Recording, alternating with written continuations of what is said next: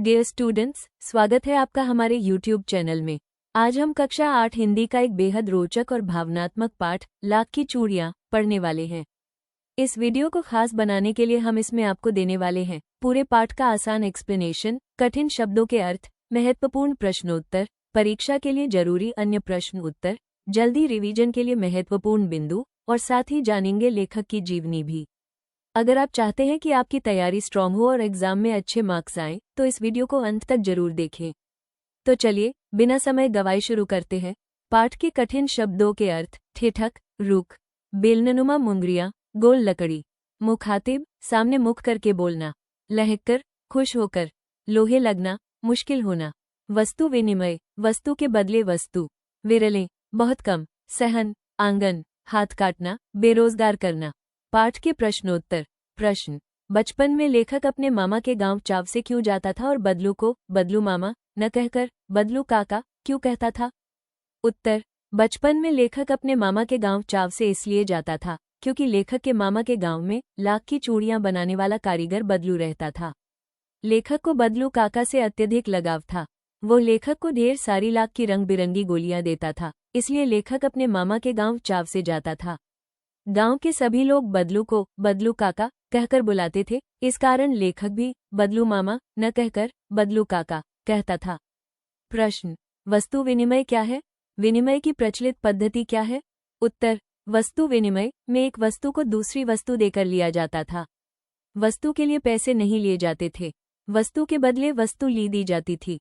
किंतु अब मुद्रा के चलन के कारण वर्तमान परिवेश में वस्तु का लेन देन मुद्रा के द्वारा होता है। विनिमय की प्रचलित पद्धति पैसा है। प्रश्न: मशीनी युग ने कितने हाथ काट दिए हैं? इस पंक्ति में लेखक ने किस व्यथा की ओर संकेत किया है?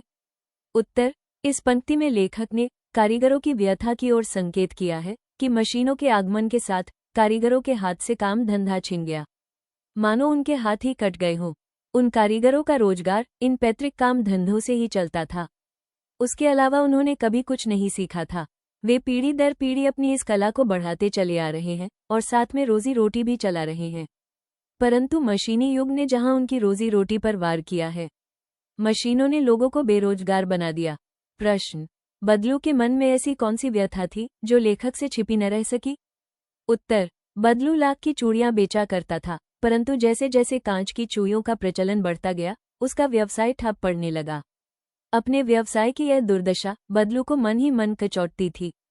बदलू के मन में इस बात की व्यथा थी कि मशीनी युग के प्रभावस्वरूप उस जैसे अनेक कारीगरों को बेरोजगारी और उपेक्षा का शिकार होना पड़ा है। अब लोग कारीगरी की कद्र न करके दिखावटी चमक पर अधिक ध्यान देते हैं। यह व्यथा लेखक से छिपी न रह सकी। अगर आप हमारे चैनल पर नए हैं तो चैनल को सब्सक्राइब करें, वीडियो को लाइक करें और अपने दोस्तों के साथ शेयर करना बिल्कुल न भूलें। प्रश्न: मशीनी युग से बदलू के जीवन में क्या बदलाव आया? उत्तर: मशीनी युग से बदलू के जीवन में ये बदलाव आया कि बदलू का व्यवसाय बंद हो गया। वह बेरोजगार हो गया। काम न करने से उसका शरीर भी ढल गया, उसके हाथों माथे पर नसें उभर आईं। अब वह बीमार रहने लगा।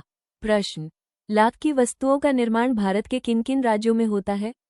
लाख से चूड़ियों के अतिरिक्त क्या क्या चीजें बनती है? ज्ञात कीजिए। उत्तर: लाख की वस्तुओं का निर्माण सर्वाधिक उत्तर प्रदेश में होता है। लाख से चूड़ियां, मूर्तियां, गोलियां तथा सजावट की वस्तुओं का निर्माण होता है। भाषा की बात। प्रश्न: कुछ व्यंग्य वाक्यों को ध्यानपूर्वक समझकर एकत्र कीजिए और उनके भीतरी अर्थ की व्याख्या करके लिखिए। उत्तर: व्यंग्य वाक्य: अब पहले जैसी औलाद कहाँ?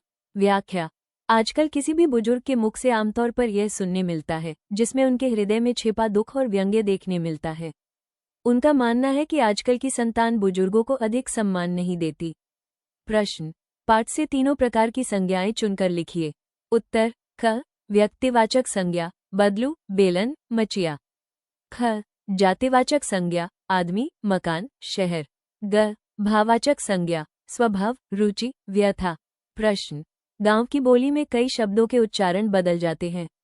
कहानी में बदलू वक्त को बख्त, उम्र को उमर कहता है। इस तरह के अन्य शब्दों को खोजिए जिनके रूप में परिवर्तन हुआ हो, अर्थ में नहीं। उत्तर: इंसान, मनुष्य। रंज, दुख, गम, मायूसी, जिंदगी, जीवन, औलाद, संतान। पाठ से संबंधित अन्य प्रश्न उत्तर, एक्स्ट्रा क्वेश्चंस आंसर्स। प्रश्न: वस्तु विनिमय क्या है? उत्तर, वस्तु के बदले वस्तु का लेन देन, जिसमें पैसे की जगह अनाज या अन्य सामान दिया जाता है।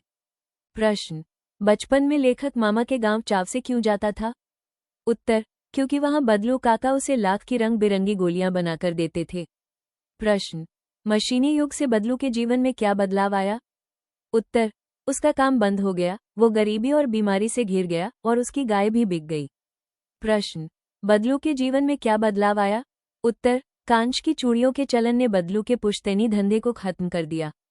उसका काम बंद हो गया, वो लाचार और कमजोर हो गया और उसे अपने गाय तक बेचनी पड़ी। प्रश्न, बदलू को कांच की चूड़ियों से चिढ़ क्यों थी? उत्तर, बदलू लाख की चूड़ियां बनाता था और इसे ही अपना काम मानता था। कांच की चूड़ियों के बढ़ते प्रचलन के कारण उसका काम बंद हो गया था और उसे गरीबी का सामना करना पड़ा। कांच की चूड़ियां नाजुक होती थी, जबकि उसकी चूड़ियां मजबूत और कलात्मक थीं। प्रश्न, बदलू को बदलू मामा न कहकर बदलू काका क्यों कहा जाता था? उत्तर, लेखक के मामा के गांव का होने के नाते उसे बदलू मामा कहना चाहिए था, लेकिन गांव के सभी बच्चे उसे बदलू काका कहते थे, इसलिए लेखक भी उन्हें बदलू काका ही कहता था। प्रश्न, कहानी में मशीनी युग का क्या अर्थ बताया गया है?